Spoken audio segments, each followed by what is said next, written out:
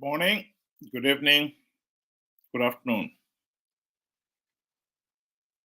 I've got on the screen a video of a very familiar face to most of those people on social media, Comrade Mabena. On his latest video, he is talking of how to defeat Zanu PF in the coming 2028 elections. He explains how and goes into various reasons, one of which is that the opposition would win the 2028 elections if they've got structures. This, I must say, is nauseating. We in Zimbabwe have got to make up our minds whether we want rule of law and democracy or chaos. We can't have it both ways.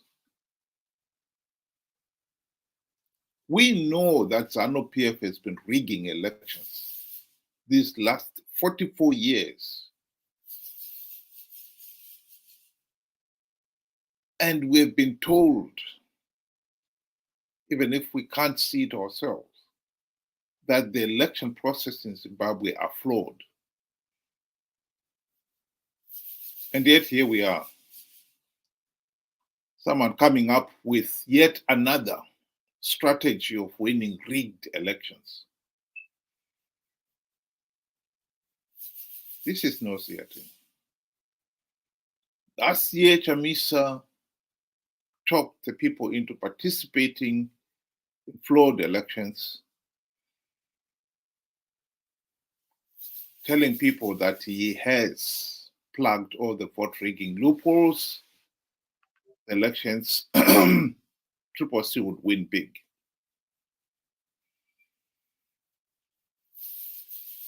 Nonsense, of course. Soon after the election, he was the first one to admit that Zanu PF had rigged those elections. In 2018, it was the same thing. MDC Alliance is going to win because we have strategies of stopping Zanu PF rigging the elections. The day after the elections, he is the one to admit that Zanu PF rigged the elections. We have got to put an end to this madness. I have often shown on the screen this quotation from David Coulter's book, where he clearly admitted that the election process in 2018 was so flawed, so illegal, that the only logical step was to withdraw.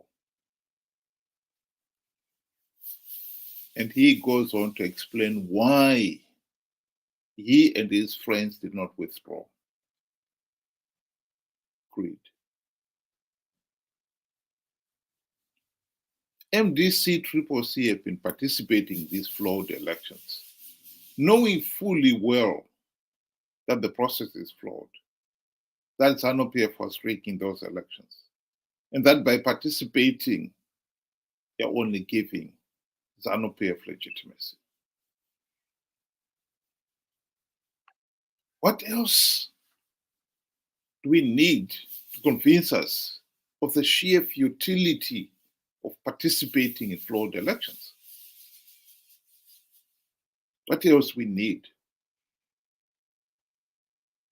Sadak produced a report last year telling us the same thing of how flawed the process was, flawed and illegal. It disregarded Zimbabwe's own electoral act and constitution.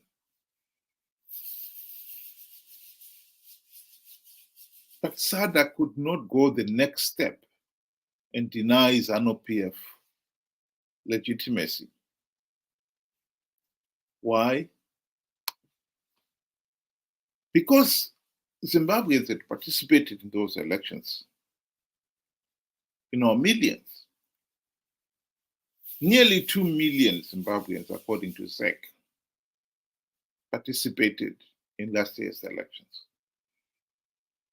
If Zimbabweans participate in the election, it's not for Sadak or anyone else to say the regime is illegitimate.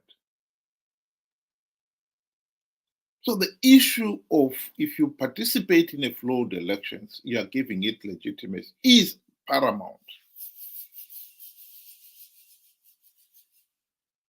And yet here we are. We're being told yet again that if we're party structures, we'll win the elections. We'll win rigged elections. We never seem to learn.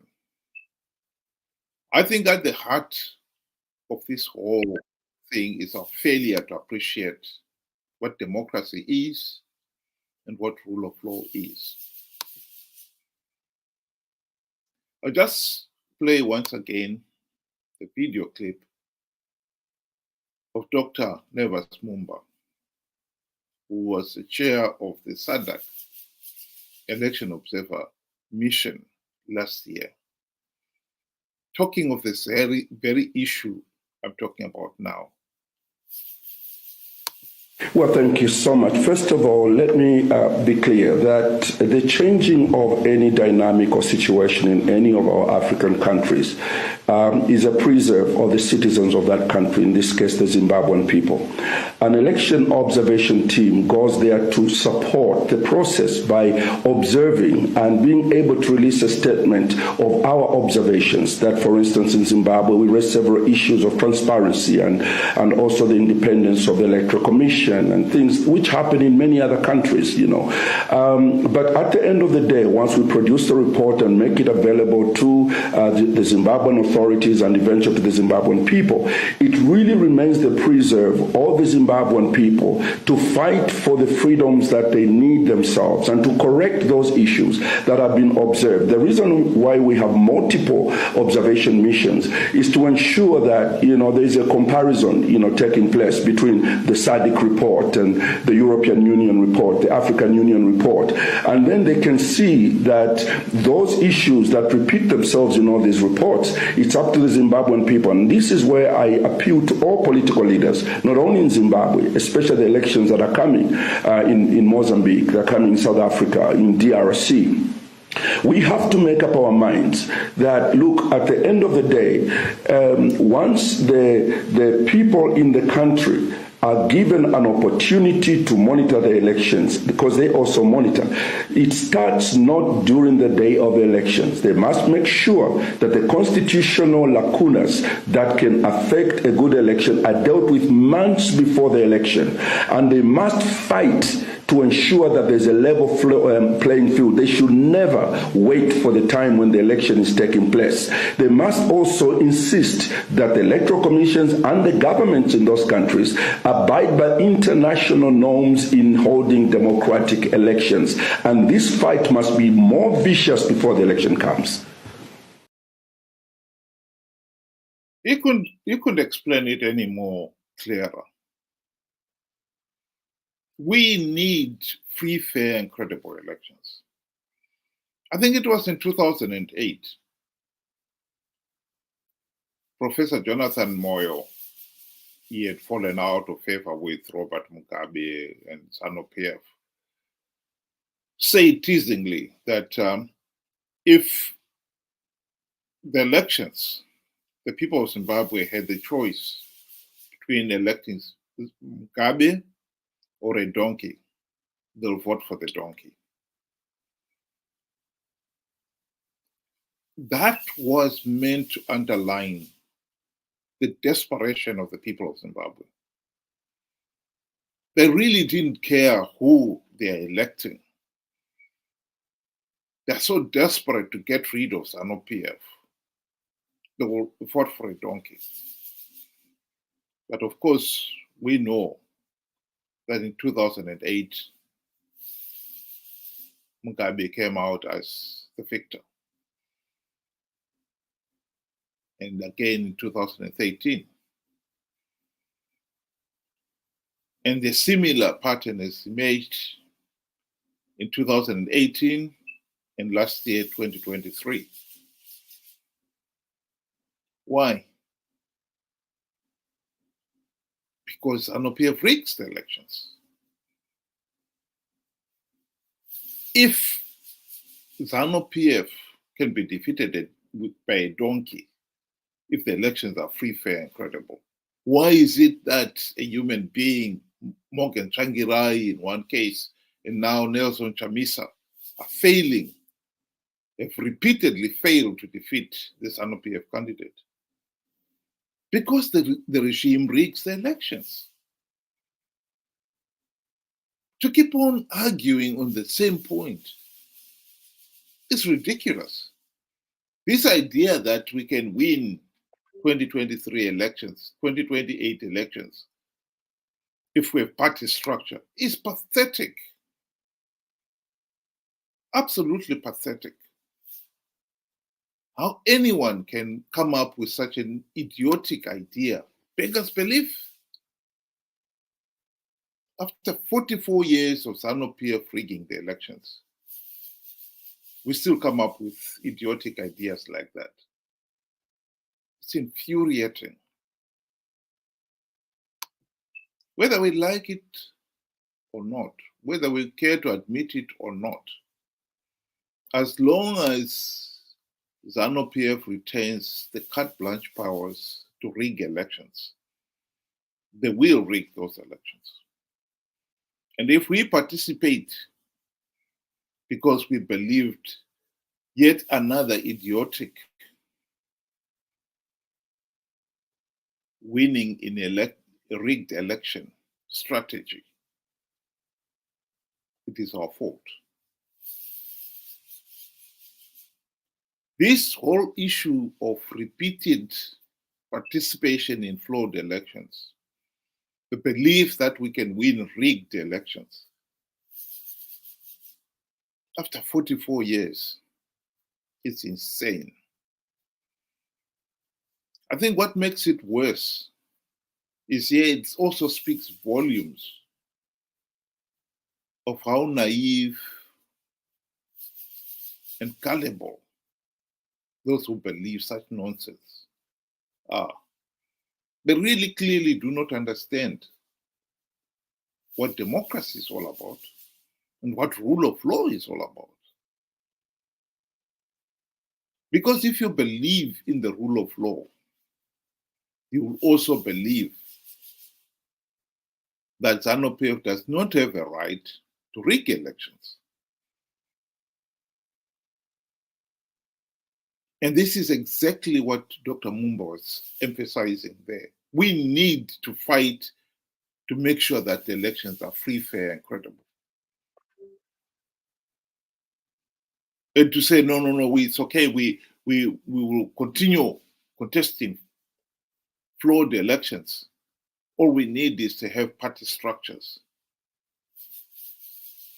Or as Chamisa said last year, I plugged all the vote rigging loopholes.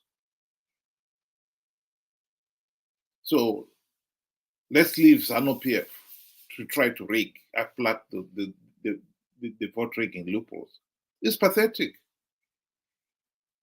Because if we participate in flawed elections, knowing fully well that the process is flawed, then Sadak or anyone else is not going to come to our help.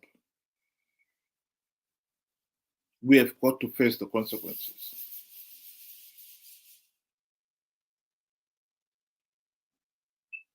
Free, fair, and credible elections is not just a right, it's at the very heart of democracy. It's the very essence of the rule of law. After 44 years of rigged elections, it's shocking that some people still want to try to win rigged elections. 44 years after independence, in this day and age, there are some people, and there are leaders for that matter, who still have no clue what constitutes free, fair, and credible elections. What constitutes rule of law? It really is disappointing. I think we've got to put an end to this madness. Anyone who comes and speaks as a national leader and talks of, I've got a strategy of winning rigged election, should be dismissed with the contempt they rightly deserve.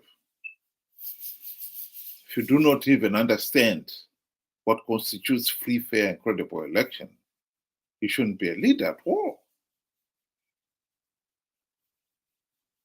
You are just as much a conman as Zanu PF, the Zanu PF thugs that we are fighting here. Indeed, somebody once said that Triple C as Zanu PF Team B in all but name. It is true.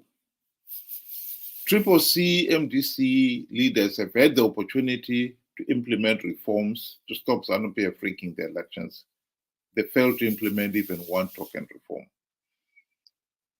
And now they've been participating in flawed elections, conning people into believing they can win rigged elections just to give Zanu PF legitimacy. I think it's high time we took the bull by the horn and take these opposition leaders for who they really are: corrupt, incompetent, and Zanu PF Team B players, conning people into believing that they are the opposition and they're fighting on the people's corner. They are not. We do not want to fight to win rigged elections. We want to restore the rule of law. We want free, fair, and credible elections. Let's implement the reforms and get this mess fixed once and once for all. There is nothing to be accomplished by participating in rigged elections. We do not want rigged elections. We want free, fair, and credible elections. If you cannot implement the reforms, then step aside. You should not be conning people into believing that you are offering them a solution when you're not.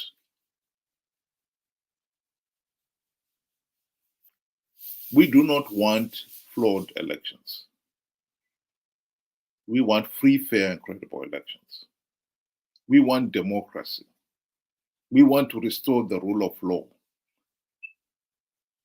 And to accept rigged elections clearly shows you have no clue what constitutes democracy and the rule of law. Thank you very much for those of you who were able to listen. And have a good night. Thank you to Innocent Bear. Hope you'll be able to join us again tomorrow, same time.